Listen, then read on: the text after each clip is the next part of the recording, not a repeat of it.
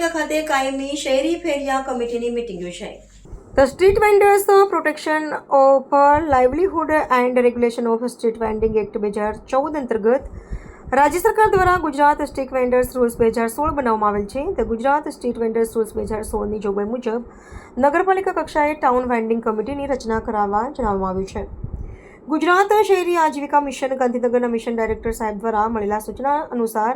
ડભોઈ નગરપાલિકા દ્વારા નિયમો અનુસારની કાર્યવાહી કરી ડભોઈ શહેર કાયમી ટાઉન વેન્ડિંગની કમિટીની રચના કરવામાં આવી છે. ડભોઈ શહેર વેપારી મહાજનના પ્રમુખ ભૂપેન્દ્રભાઈ એમ શાહ, બેંક મેનેજર તેમજ બિનસરકારી સંસ્થાના પ્રતિનિધિ પ્રવીણભાઈ સી દુલેરા, ડભોઈ કમ્યુનિટી ફાઉન્ડેશનના તેમજ તડવી મંજુલાબેન સોલંકી, હેમલતાબેન વાઘરી, કાલિદાસભાઈ રાવળ, જયશ્રીબેન, મંસૂરી અલ્તાફ હુસેન તથા માળી મોતીભાઈ જે ફેરિયાઓના 6 પ્રતિનિધિઓ આજની આ મિટિંગમાં હાજર હતા. પ્રોજેક્ટ મેનેજર શ્રી મહેશ પરમાર દ્વારા સ્ટ્રીટ વેન્ડરના અધિકારી, સ્ટ્રીટ વેન્ડિંગનું નિયમન, કાયમી welding committee, welding zone, vending કમિટીના રચના, વેન્ડર માટેની ફરજો, સ્ટ્રીટ વેન્ડર્સ માટેના લાભો, સ્ટ્રીટ વેન્ડર્સના અધિકારોનું રક્ષણ, અપીલ કમિટી વગેરે જેવા મતોના વિષય ઉપર જરૂરી માર્ગદર્શન મિટિંગમાં આપવામાં આવ્યું હતું.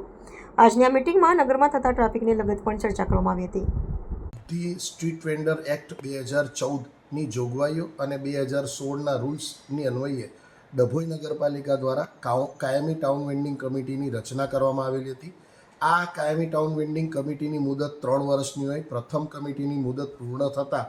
ત્યારબાદ નવીન ટાઉન વેન્ડિંગ કમિટીની રચના ડભોઈ નગરપાલિકા દ્વારા કરવામાં આવેલી છે અને આ નવીન બનેલ ટાઉન વેન્ડિંગ કમિટીની આજરોજ ડભોઈ નગરપાલિકાના કોન્ફરન્સ રૂમ ખાતે પુનઃ એક મિટિંગનું આયોજન કરવામાં આવ્યું હતું, જેમાં કમિટીના 15 સભ્યો પૈકી 12 સભ્યો હાજર રહી અને આ કમિટીના કાર્યો વિગતે ચર્ચા કરવામાં આવી છે. સાથે સાથે આના બિનસત્તાવાર સભ્યો અને સત્તાવાર સભ્યો પૈકી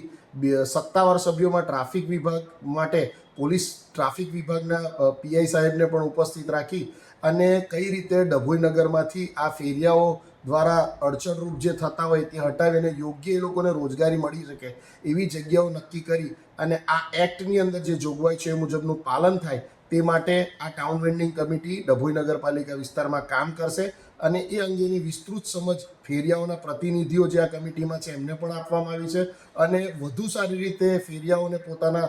રોજગારી મળી શકે તે મુજબની કામગીરી કરવા માટે આજની આ કમિટીમાં વિવિધ નિર્ણયો કરવામાં આવેલ છે.